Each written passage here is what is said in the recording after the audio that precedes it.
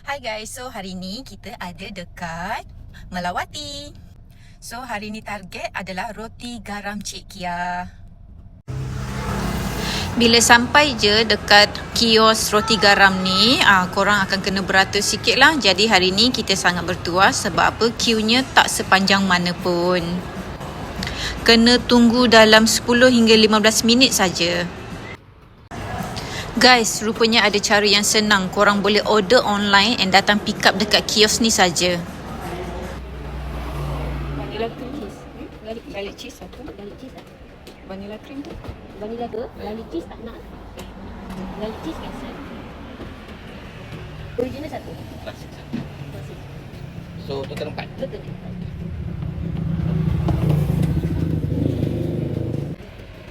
Tambah 30.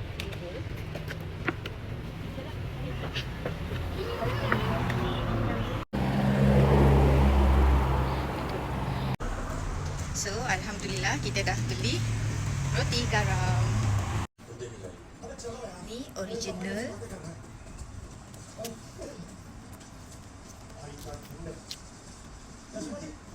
Walaupun sejuk tapi dia lembut.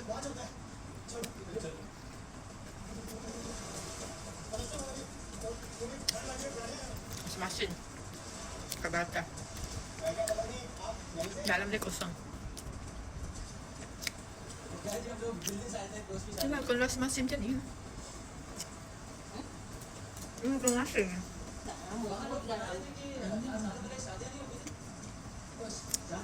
Dia okey lah, masin dia not bad.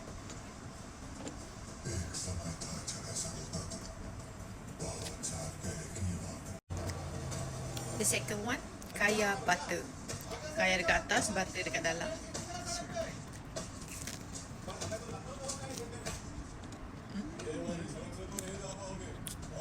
Dalam ni kan penuh kaya. Penuh dengan butter. Lembut tu.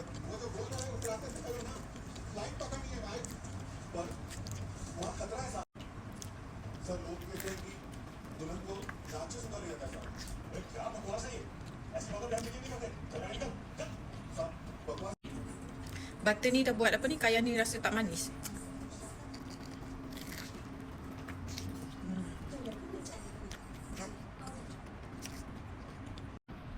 So nombor 3 adalah krim vanila. Bismillah.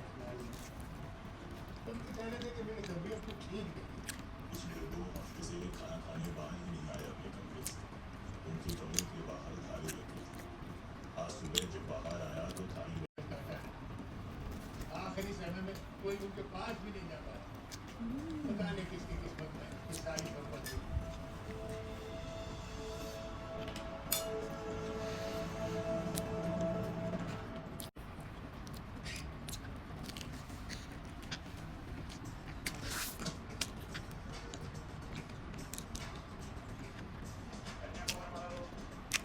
Nama dia kan roti garam. Jadi dia masin. Itu cream cheese ni, cream cheese pula, vanilla cream ni dah balance rasa masin tu. Jadi ni sedap gila.